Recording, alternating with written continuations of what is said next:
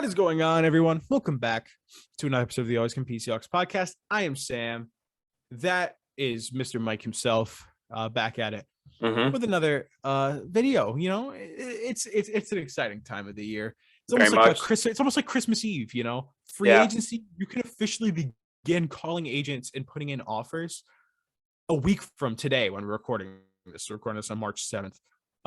So it's an exciting time. And, tomorrow is also a very significant day, March 8th, for those who might be listening or watching way later.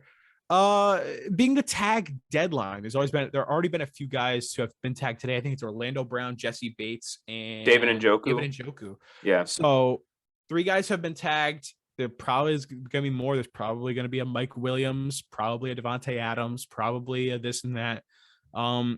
But one name that's kind of been in Seahawks, usually in the past years, Seahawks, I believe, have only franchise tagged one player, and it was Frank Clark.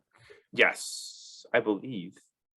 And then we traded him away immediately afterwards. So right.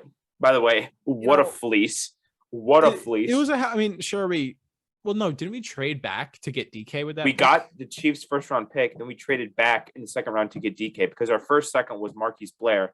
We traded later back in the second to get 64, which that was DK, if I remember correctly. Nice. How about it?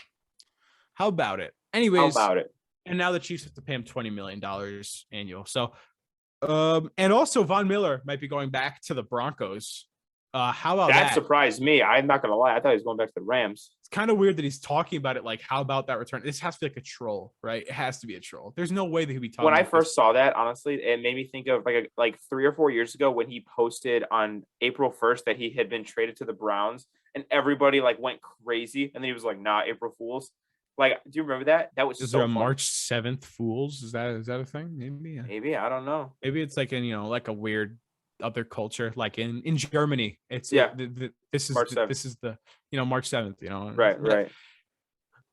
One name that's kind of been mulled around, in the past years, has been like, no, we're not going to franchise tag Shaquille Griffin. We're not going to franchise tag Chris Carson. We're not going to franchise tag any of these guys. But one name that's kind of been like, well, I mean, maybe. Yeah. Is Quandree Diggs. Yep.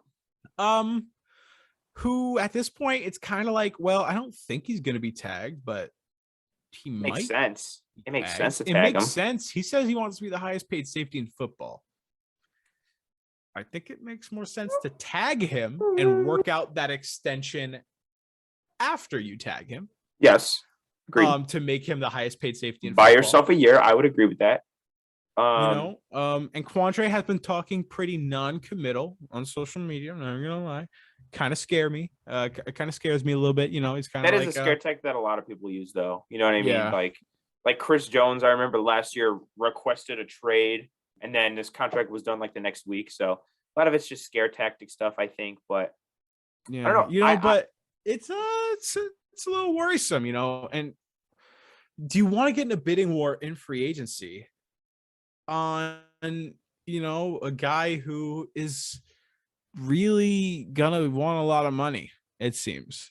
Yes. Do you want to get in a bidding war and have to worry about other guys who you want to bring in while you're throwing $20 million in the pot and you're sitting there hoping please take it so we can start signing other people? Right. It's starting to get, and you don't want it to get to a point like that. It's one of the main reasons why that Dan Graziano came out today and said that the Seahawks will not get in a bidding war for Rashad Penny. They said that if they feel like it's going to get crazy, they're just going to let it go because they know how paying running backs goes, especially when you're paying money to Rashad Penny. So, yes. It's pretty weird right now. It's kind of a questioning atmosphere in Seahawks world. It's weird. If you will. We're right on the brink. I think we're here. We could sign all our guys back. We could let them go. It's a weird spot. There's a lot of outgoing free agents that played a lot of snaps. And how do you feel about potentially franchise tagging to a back-to-back Pro Bowl safety and one of the better safeties in football in the last 3 seasons? I think I would definitely be for franchise tagging Quandree Diggs. What's the franchise tag for safeties like? It's like $13 million. Yeah, 14, 14. Yeah. I would definitely do that for a couple of reasons. Number one, It buys you time to get that extension done because, like you said, they don't want it to go, to a bidding war. Buys you a year to get that done. It also gives you another year of Quandree. I mean, Quandree, I love Quandree. He's been on the team 2.5 3 years. years, like 2.5. Yeah, 2.5 years. So it's like he's been a vet, but he hasn't been a Seahawk for a long time. That's number The one. funny thing is that when I remember when we first traded him, I remember liking him because he was funny on Twitter. Really? I didn't know what he did. Like I didn't know if he was like really that great or not. So I was like, oh, he's funny on Twitter. It's gonna make a good atmosphere around the team. That was the thought that popped in my head. I still remember when I got the Pro Bowl notification. player. I still remember I got the notification. I was leaving football practice and I saw the Seahawks traded for Quandree Diggs, and I was like, bro, who is this guy? And then 2.5 years later, he's like one of the best safeties in the league. By the way, have we not given John and Pete enough credit for pulling that trade off? That's a fleece and a half. People, okay, when you want to talk about John and Pete, you could say, oh, blah, blah, blah, blah, blah, blah, whatever you want. That's a fleece and a half. I mean, they've made a lot of fleece trades that have kind of gone unnoticed. We got Jacob Hollister, who, say what you want, made plays for he was worth a 7th round pick, yeah. And Justin Coleman, who I think we got for a 6th or 7th round pick, and who went on to make about this big bucks later in the NFL. Were we talking about this in this episode or last episode? Frank Clark was a total fleece in hindsight. Total fleece in hindsight. So I mean, Quandree, I mean, obviously coming off of that nasty leg injury. And that's another point I was going to make. Sorry to interrupt you, but now he is coming off that injury, right? So would his price be more expensive in a year for a long-term extension than it would be right now?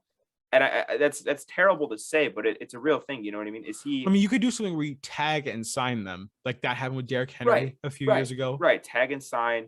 That'll even get you another year. Where you tag him and immediately after you call him saying, listen, we want to give you the money that you want, but we want to do it on the side where we don't have to worry about it, And that's kind of the beauty of the tag, because personally, I think if you tag a player and have him play out a year on the tag, that's kind of scummy thing to do. He can't get free agency and he's just going to make it next year and you don't know what could happen in between. Right. But if you tag a guy and then promise him that we're going to get you your money, don't worry. It's just to make sure that we can do it on the side, Yeah. Seahawks have the 8th most money in the NFL at about $34 million. So that would take out about 14 million of that. So we'd have about 20 left. And that's without potential, reconstruction of contracts. Right. Cutting guys, maybe. Yeah, cutting guys. I know that, maybe a guy who has been maybe on the chopping block is Bobby Wagner, who's making $18 million, and cutting him will bring little. I'm not going to give my thoughts on whether we should do that or not, because there's positives and negatives for both sides. I mean, I love Bobby, but if Jordan Brooks is ready, not unheard of. It's not something where it's like, what we did. It's like he was making a lot of money. You never know. It would be sad, but at the same time, we have a replacement set up for him, right? We have Jordan Brooks, Cody Barton. Ben Burr-Kirven, baby. Ben Burr. You know what? Let's just get really weird. Just throw Nick Bellore out there. He's Nick Bellore. Hey, what do you mean really weird? Nick Bellore is the most natural linebacker I've ever watched. I thought the two-way player is dead, but Nick Bellore is bringing it back. Yeah. But no, I think Bobby Wagner makes sense to cut, save a lot of money. He's making a lot of money.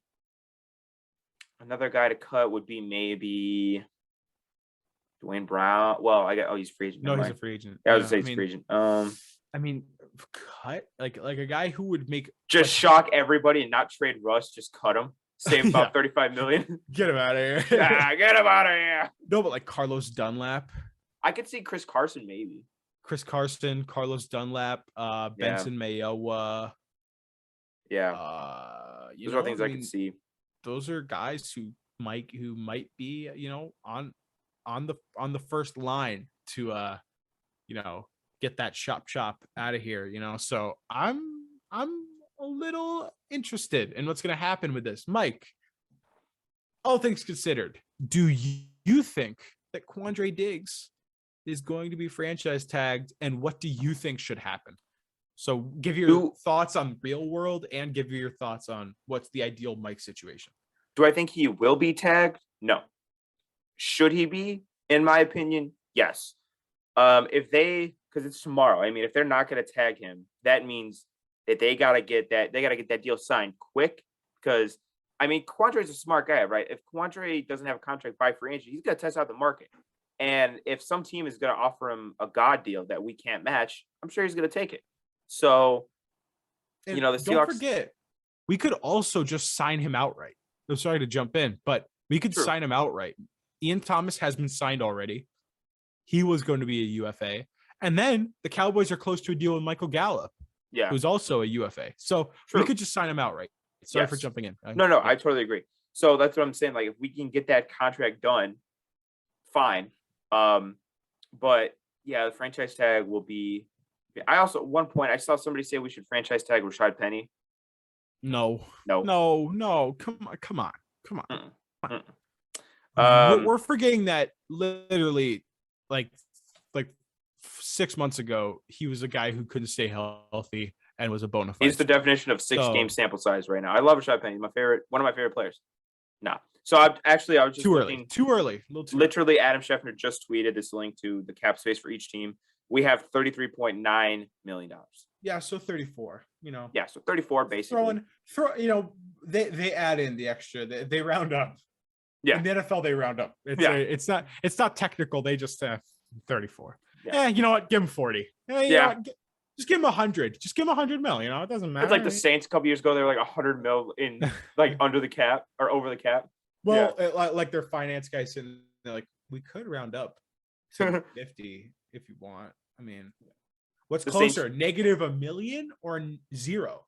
Right. 0. We round up to 0. Write that down. I'm gonna pencil that in. Yeah.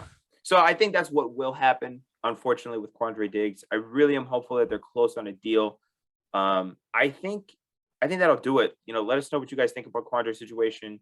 Should we tag him? Should we not? Should we let him test open market? Or should we get a deal done ASAP? And for how much? Because I guess we could do a whole nother video when that happens on what he got, what he deserved. Don't be a dummy and be like, oh, we should give him for like 4 years, 40. No, we're not getting him for 4 years, $40 million. We're getting him for. Get your head straight. Yeah, get your head straight. Him and Jamal about to be the most expensive safety duo in the league. The best safety duo as well. And of course, Jamal is Blitz Boy. Right. Is Quandree Pick Boy, I guess. I like that a lot, actually. Blitz Boy and Pick Boy. Yeah, How many picks Quandree had this year? 6, 5, 6? Blitz Boy and Pick Man. Blitz Boy and Pick, a better duo than Batman and Robin. So yeah, hey, who's Robin in that instance? I think Jamal's Batman for sure. Jamal's Batman. Jamal has the ego. He just does everything. Has the ego. He just does everything. Yeah. Anyways, that's gonna be it. Let's pray that they come back so we can use Blitz Boy and Pickman. Please, just for that reason. Yeah. We'll see you in the next video. Peace out.